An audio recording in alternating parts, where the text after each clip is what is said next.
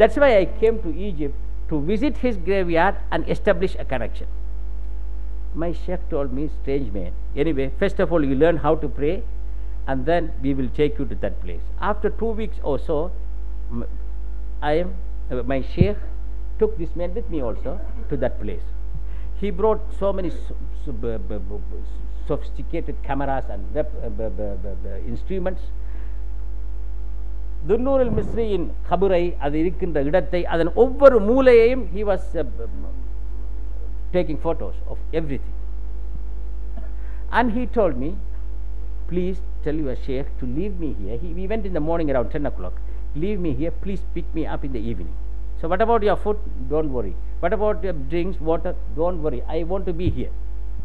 So we left him. We came back at 5 o'clock. He was there in his meditation and we took him and came back. He said, every day, please, I want to go there. He spent 1 month in Egypt. Every day, in the morning at 10 o'clock, he goes there. That is a very isolated place in Egypt. He sits there in a small place in front of the Dunnur al-Misri's qabr. He sits there in meditation until evening.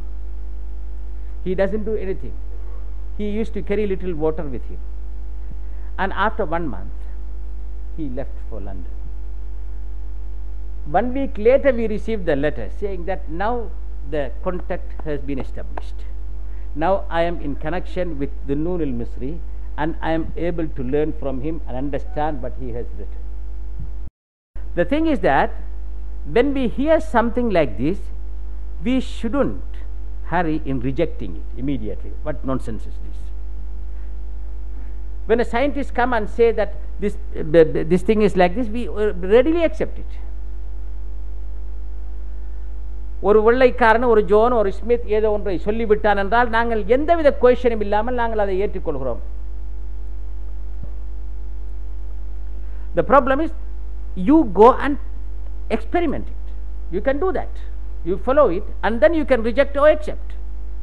If I say this pill will cure your headache, do it, experiment it and then say yes or no. The problem is, because we don't understand that spiritual world and we don't understand what is happening there and we don't understand the impact that world is having on us, because of this ignorance we reject, we don't accept. That is why we are losing or missing all these chances to learn. You can make contacts with those people through tariqah. That is why in tariqah this ziyarah is very important and this silsila is very important. By reciting this silsila, these people are trying to invoke the blessings of these great mashayikhs, those mashayikhs about whom Allah subhanahu wa ta'ala said, if they ask I will give, and when they talk with Allah's tongue. அல்லாவின் வாய், அல்லாஹ் அவர்களின் வாயாக இருக்கின்ற, அல்லாஹ் அவர்களின் காலாக கையாக காதாக இருக்கின்ற அந்த மக்களைத்தான் அவர்களின் பிளெஸிங்ஸை தேடித்தான் இவர்கள் இவ்வாறு செய்கின்றார்கள். You have to practice that in order to know that. That is why இமாம் கஸாலி ரஹ்மத்துல்லாஹி அலைஹி அவர்கள் அன்றைய இஸ்லாமிய உலகத்தின் மாபெரும் அறிஞராக இருந்த அவர்கள், முஃப்தியாக இருந்த அவர்கள், பகதாதில் இருந்த அந்த நிலாமியா institution was the supreme institution for higher education in Islam. அவர்கள் அவ்வாறெல்லாம் இருந்துவிட்டு சொல்கிறார்கள், எல்லாவற்றையும் படித்தேன். என்ன குரூப்ஸுகள் இந்த உலகத்திலே, இஸ்லாமிய உலகத்திலே முஸ்லீம்கள் மத்தியிலே இருக்கின்றதோ அவர்கள் அனைவரையும் நான் படித்து பார்த்தேன். கடைசியாக தஸவ்வுஃபை, சூஃபியாக்களை அறிய வேண்டும் என்று நினைத்தேன். சூஃபியாக்களினால் எழுதப்பட்ட புத்தகங்களை எல்லாம் வாசித்து பார்த்தேன். எனக்கு அதற்கு பின் எனக்கு தெளிவாக உணரக்கூடியதாக இருந்தது, தஸவ்வுஃப் என்பது வெறும் புத்தகத்தை வாசிப்பதனால் மட்டும் வரக்கூடிய ஒன்றல்ல. I have to go into practice. இந்த சூஃபிகள் அவர்கள் சொல்கிறார்கள், கண் முழித்திருக்கின்ற பொழுதே மலக்குகளை நேரடியாக காண்கின்றார்கள், அவர்களுடன் பேசுகின்றார்கள். அப்படிப்பட்டவர்கள் அவர்கள். அவர்களுடைய உலகத்தை அடைவதென்றால் அதில் நாம் நுழைய வேண்டும், அதனை அனுபவ ரீதியாக அறிய வேண்டும். அதனால் தான் அவர்கள் தங்களது சகலதையும் துறந்துவிட்டு அந்த வழியிலே சென்றார்கள். கடைசியாக அந்த பெரிய இமாம் அவர்கள், அந்த மாபெரும் மார்க்க அறிஞர் அவர்கள் என்ன செய்தார்கள்? தங்களது கடைசி பீரியடை அவர்களது இன்ஸ்டிடியூஷனையும் விட்டுவிட்டு என்னை நான் நிறைவாக்க வேண்டும் என்ற காரணத்தினால் தங்களது வீட்டோடு சேர்ந்து ஒரு தக்கியாவை அமைத்து, ஒரு ஜாவியாவை, அதிலே தனது ஷேகுகளின் முரீதுகள் ஷேகுகளும் வந்திருக்க அவர்களுக்கு பணியாற்றுகின்ற வேலையை கடைசி 2-3 வருடங்களிலே இமாம் கசாலி அவர்கள் செய்தார்கள். பின்பு மரணித்தார்கள். அதனால் தான் அவர்களுடைய எழுத்துக்களுக்கு அல்லாஹ் சுப்ஹானஹு வ தஆலா இத்துணை பரக்கத்தினை எழுதியிருக்கின்றார். ஷாஃபிஈ மத்ஹபை பின்பற்றுகின்ற ஒருவரிடம் ஹனஃபி மத்ஹபின் புத்தகம் ஒன்று இல்லாமல் இருக்கலாம். ஆனால் எந்த மத்ஹபை சேர்ந்தவனாக இருந்தாலும் இமாம் கசாலி ரஹ்மத்துல்லாஹி அலைஹி அவர்களின் இஹ்யா உலூமுத்தீன் எல்லாரிடமுமே இருக்க செய்கின்றது.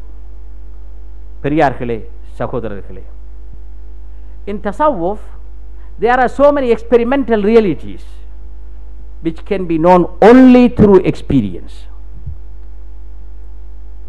So those people who are asking whether sallallahu alaihi wasallam heard this or said this, they are ignorant. How do we know that sallallahu alaihi wasallam didn't have the same experience? And Allah subhanahu wa ta'ala எங்களை ஸல்லல்லாஹு அலைஹி வஸல்லம் அவர்களை பின்பற்றுமாறு பணித்த பொழுது என்ன சொன்னான்? இந்த ரசூல் உங்களுக்கு எதை கொண்டு வந்திருக்கிறாரோ அதை பின்பற்றுங்கள், எதை தவிர்ந்து கொள்ளுங்கள் என்று சொல்லி இருக்கிறார்களோ அதை தவிர்ந்து கொள்ளுங்கள். இவ்வாறுதான் அல்லாஹ் சுப்ஹானஹு வ தஆலா குர்ஆனிலே சொன்னான், வமா ஆதாகுமுர் ரசூலு ஃபஹுதூஹு வமா நஹாக்கும் அன்ஹு ஃபன்தஹு. ஆனால் இன்றைய உலமாக்கள், இன்றைய சில பிரச்சாரகர்கள் என்ன செய்கின்றார்கள் என்றால், ரசூல் எதை உங்களுக்கு விளக்குகின்றாரோ அதை தவிர்ந்து கொள்ளுங்கள் என்ற அந்த வசனத்தை ரசூல் எதை செய்யவில்லையோ அதை தவிர்ந்து கொள்ளுங்கள் என்ற அடிப்படையிலே விளங்குகின்றார்கள். அல்லாஹ் கூறுகிறான், வமா நஹாக்கும் அன்ஹு ஃபன்தஹு. ஆனால் இன்றைய உலமாக்களோ ஜஅலு வமா நஹாக்கும் மிஸ்ல வமா லம் யஃஅல்ஹு ரசூலு ஃபன்தஹு. ஷத்தன பைன ஹாதா வ தாக். mere ignorance. பெரியார்களே, சகோதரர்களே, இஸ்லாமிய வாழ்க்கை என்பது மிகவும் புனிதமான ஒரு வாழ்க்கை. அல்லாஹோடு ஒருவன் என்றும் எந்த நிலையிலும் இருக்கின்ற ஒரு வாழ்க்கை அது. எதையும் செய்யும் பொழுதும் அல்லாஹ்வையே அவன் முன்னிறுத்தி செய்கின்ற நிலைமையிலே இருக்கின்ற வாழ்க்கை அது.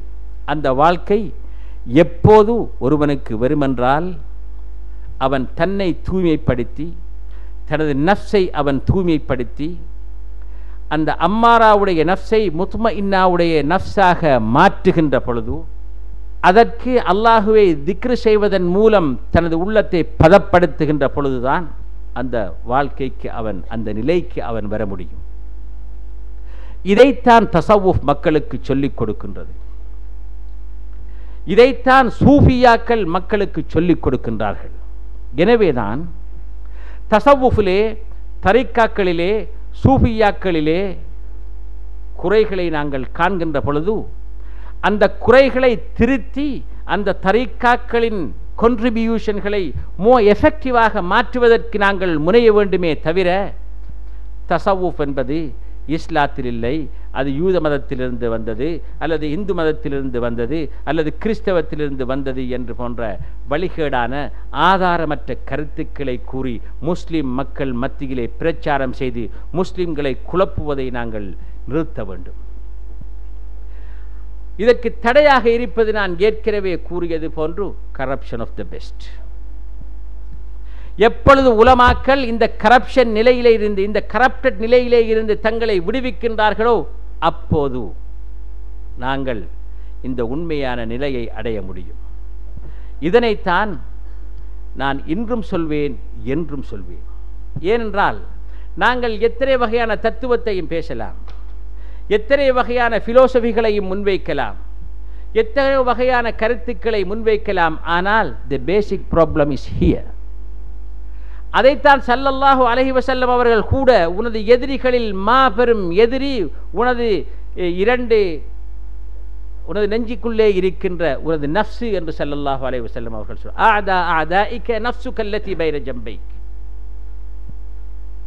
இந்த நஃப்ஸை வென்றெடுக்கும் வரை நாங்கள் எந்த பிரச்சனைக்கும் உண்மையான எந்த தீர்வையும் பெற முடியாது என்பதை உணர வேண்டும்.